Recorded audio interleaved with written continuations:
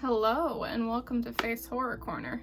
So the new year is almost upon us, and my New Year's resolution is to not move my head and arms around so much and to actually pause while I'm speaking. So hopefully that makes these videos a little less chaotic. See, that was 2 seconds. For me, that's pretty good. Anyways, today we're going to be talking about what is sort of controversial in the horror community. And as you all know, if anything's actually slightly controversial in the horror community, that means it's pretty messed up. So, we have right here a copy of Johnny the Homicidal Maniac Director's Cut.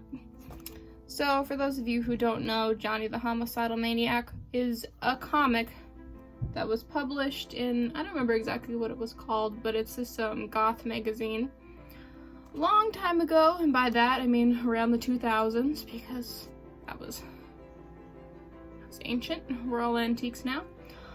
And it's got a very unique art style, sort of the classic darker black and white, sharp, edgy designs. The characters are all pretty thin, which is not to promote anorexia, but simply the art style. Anyways, so these were created by Jhonen Vasquez. He also wrote the comic Squee, which I have not read. Squee is a character that can be seen in Johnny the Homicidal Maniac. I believe it's a spin-off from the series, as I said.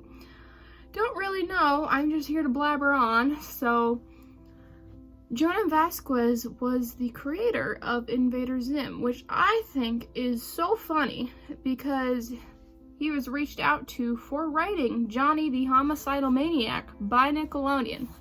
And allow me to show you some great examples of Johnny the Homicidal Maniac that really make me think, this guy should write for Nickelodeon. Let's see. There's a lot of good ones.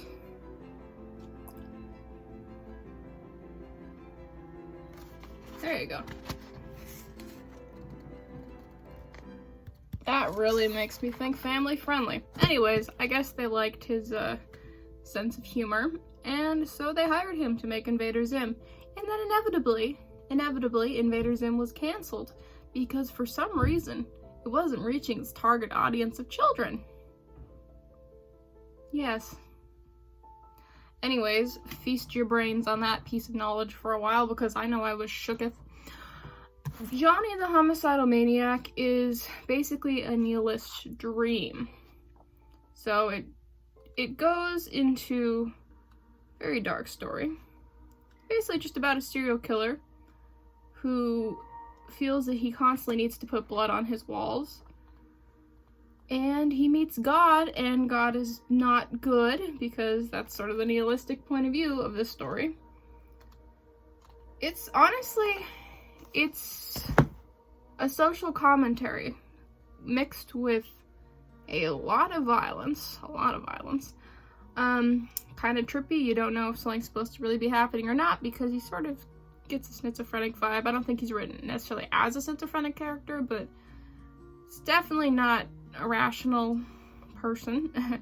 And so since we see a lot of things through his perspectives, we see his hallucinations and so on. But a lot of it is just about him trying to deal with the fact of his own existence.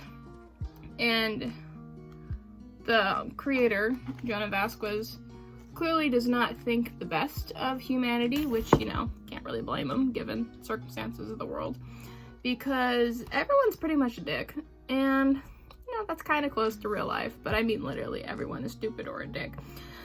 But if you kind of want to read something that makes you reevaluate your perspective, or you're a nihilist who just wants to sort of actually enjoy nihilistic media, which is hard to find because nowadays everything is just happy endings and the power of teamwork and other things that me and other horror authors kind of try to stay away from because that's overdone.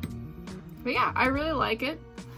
You can find these books sometimes in, you know, like half-price bookstores. That's where I bought this one.